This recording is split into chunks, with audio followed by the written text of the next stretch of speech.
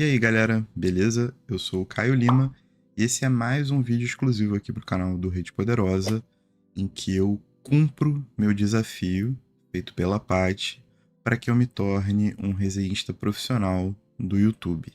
Então hoje eu vou resenhar o Belo Mundo Onde Você Está, da Sally Rooney. Esse grande sucesso, né, aclamado pela crítica, ela é uma autora best-seller aí, então eu vim trazer esse conteúdinho para vocês. Mas antes, muito importante, alguns avisos. O primeiro é que se você está chegando por aqui agora, por favor, se inscreva, ativa o sininho, dá o joinha, toda essa dinâmica aqui do YouTube, porque é muito importante pra gente. Além disso, o Rede Poderosa é um podcast, está em todos os agregadores de podcast que você imaginar, certo? Então procura a gente por lá, porque da mesma forma que tem vídeo exclusivo aqui, tem coisa que só tem em áudio, então você já faz o combo, a junção perfeita das coisas.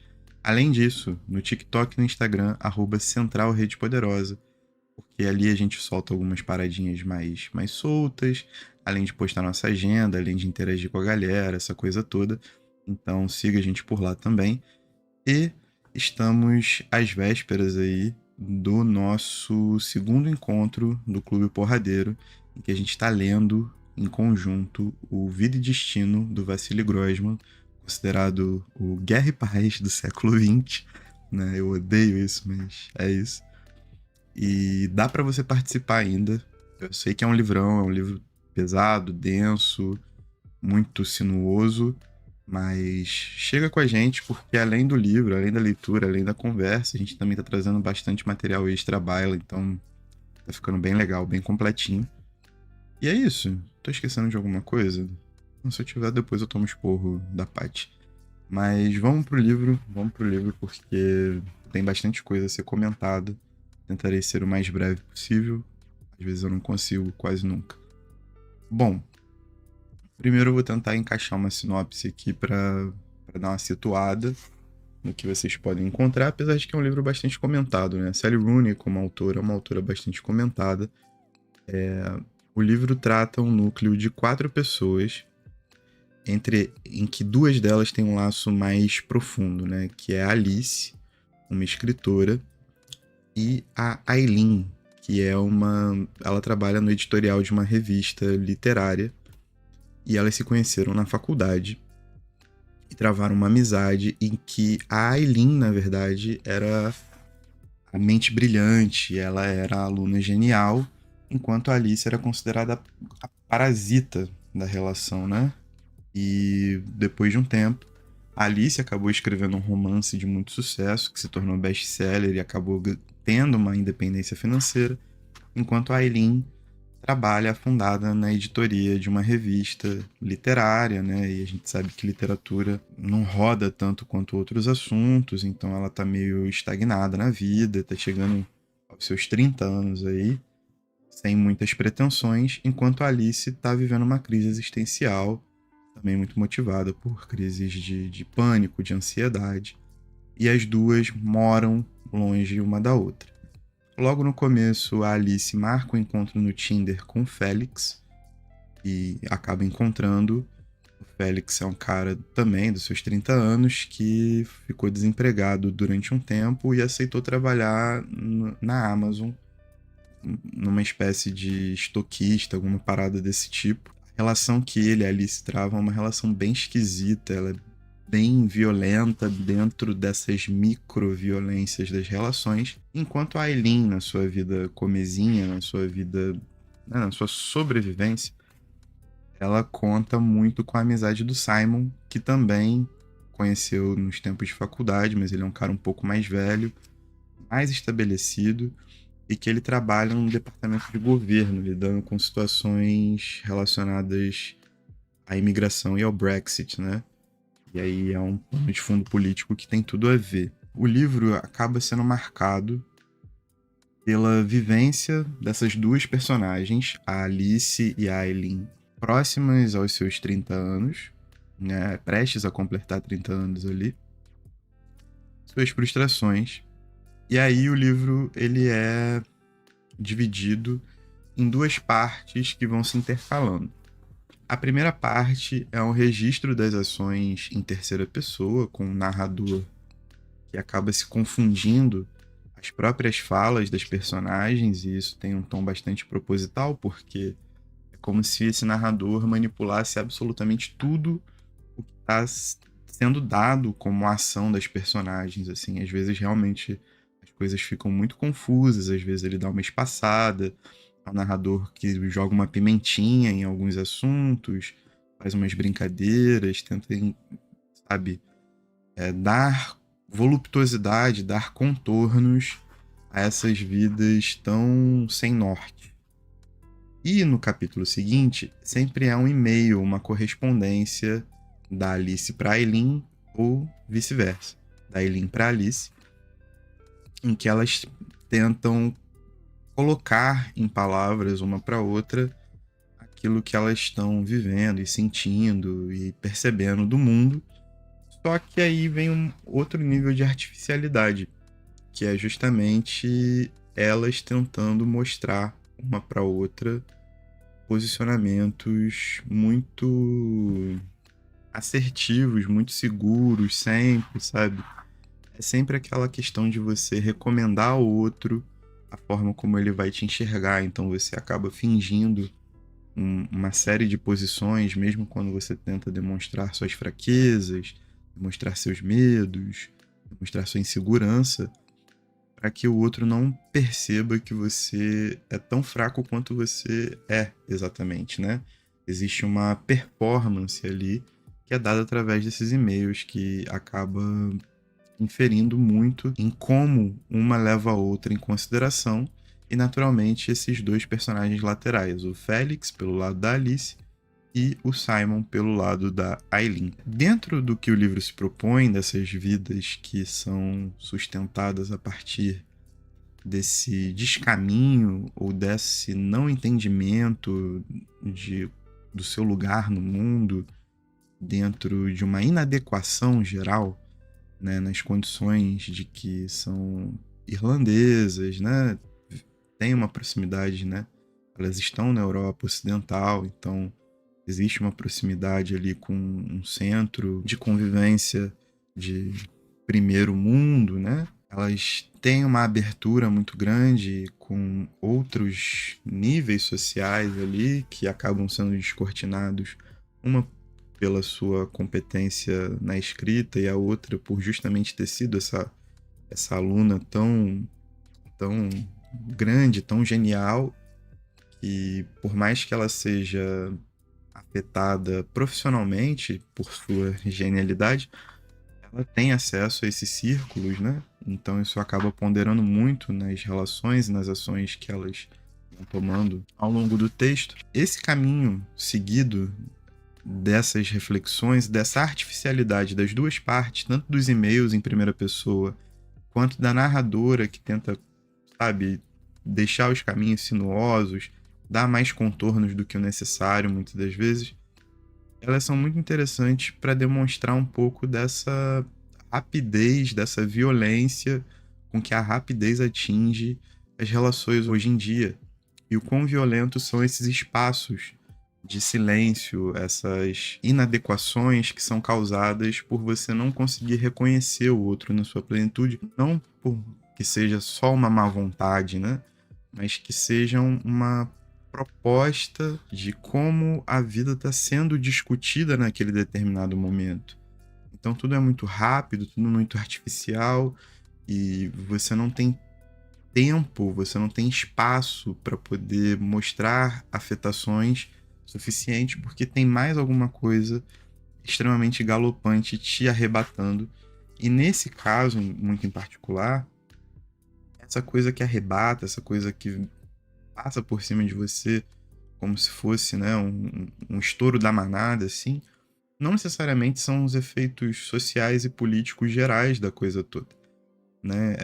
Tanto que no livro o Simon trabalha diretamente com a questão da imigração, né, numa época em que estava sendo discutido o Brexit na Inglaterra, e isso só é comentado muito lateralmente, porque efetivamente isso não afeta a vida do Simon. muito mais é discorrido sobre a questão, isso logo no primeiro e-mail que a Alice manda para a Eileen, é discorrido muito sobre a cadeia que faz com que os produtos estejam nas prateleiras, né? Produtos tão baratos estejam nas prateleiras. E a Alice vai falando que percebeu finalmente que as embalagens dos produtos que ela ama comprar na loja de conveniência são fabricadas pela exploração do trabalho de outras pessoas.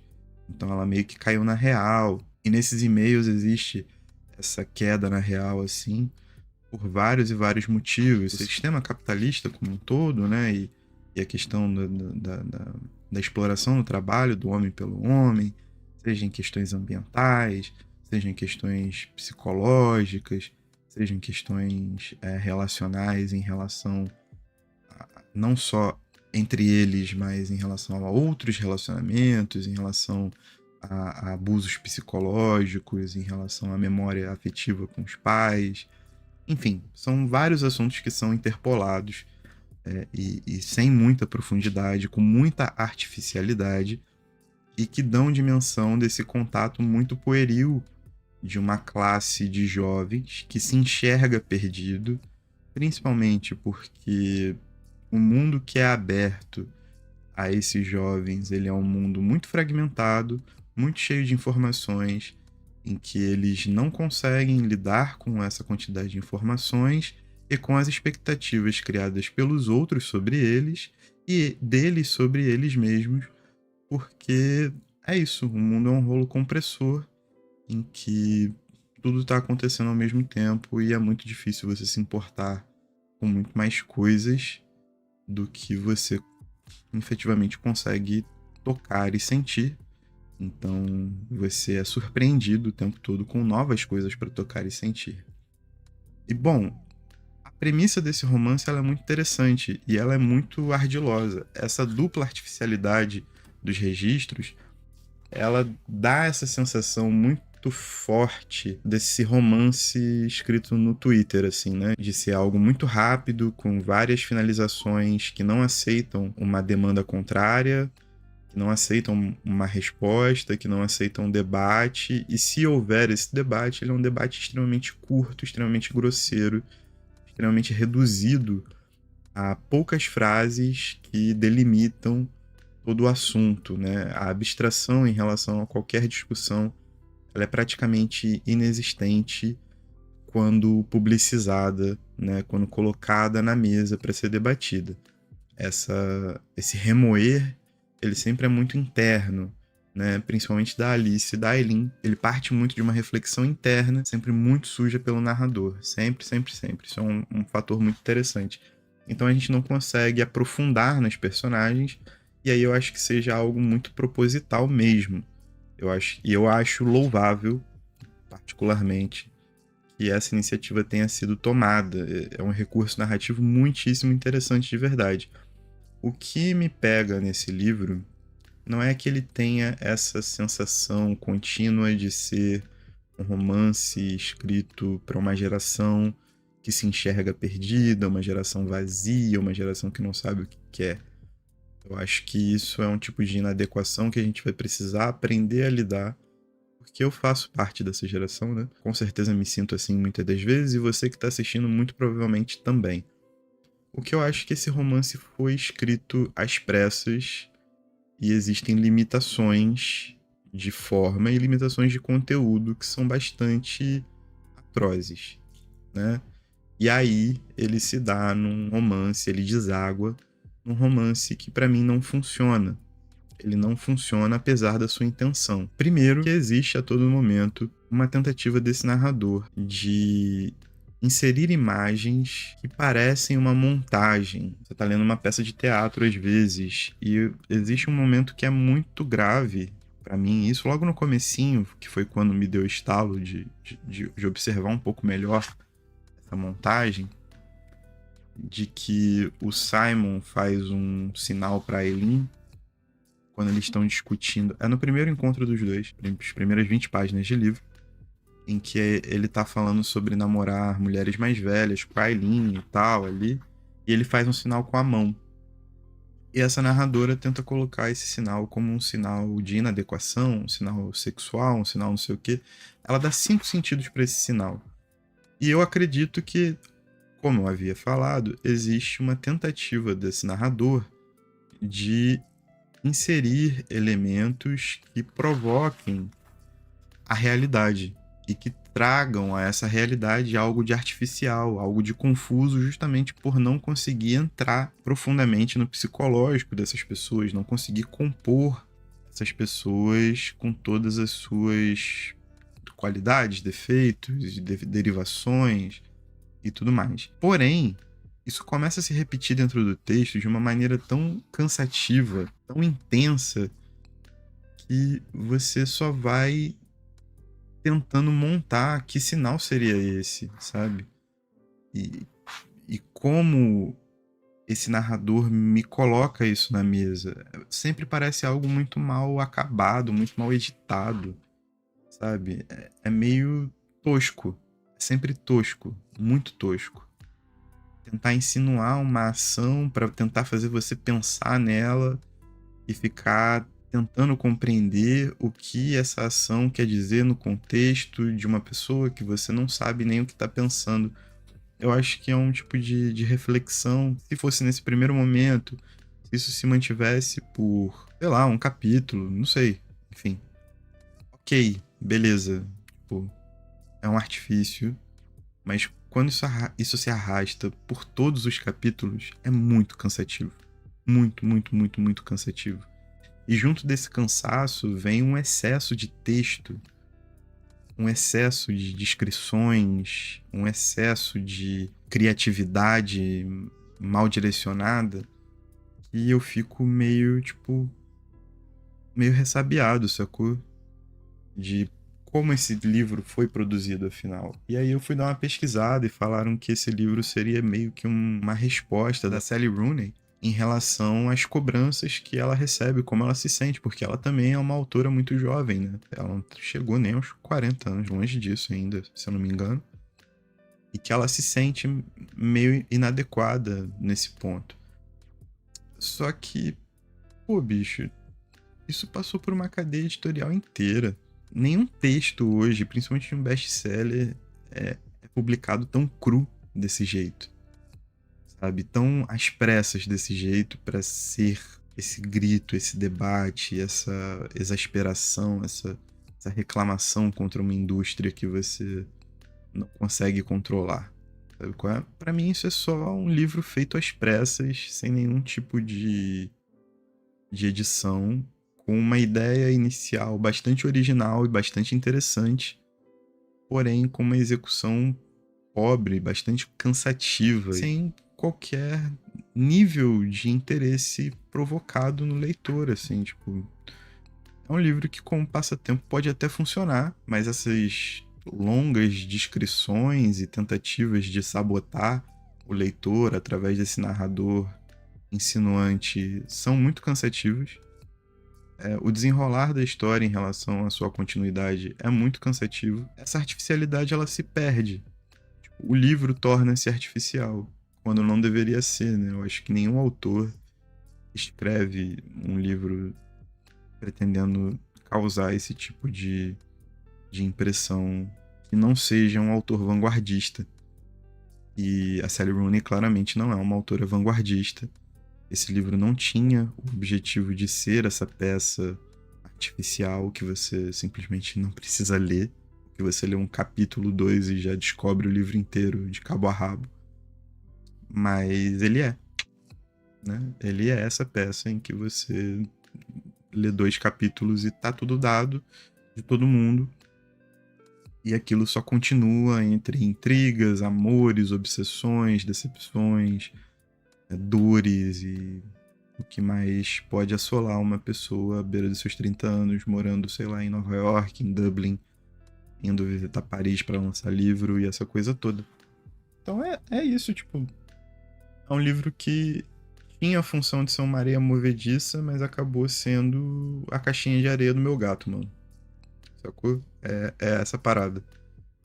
Mas, dentro de tudo que a Paty me recomendou resenhar, foi o melhor livro até agora. É isso, não tem muito o que discutir. E com isso me despeço. Espero que vocês tenham curtido. Não se esqueça de se inscrever aqui, comentar, curtir, espalhar pra galera. @Central Rede Poderosa no Instagram e no TikTok. Seguir a gente nos agregadores de podcast, essa parada assim. E é isso. Até o próximo livro do desafio. Tamo junto.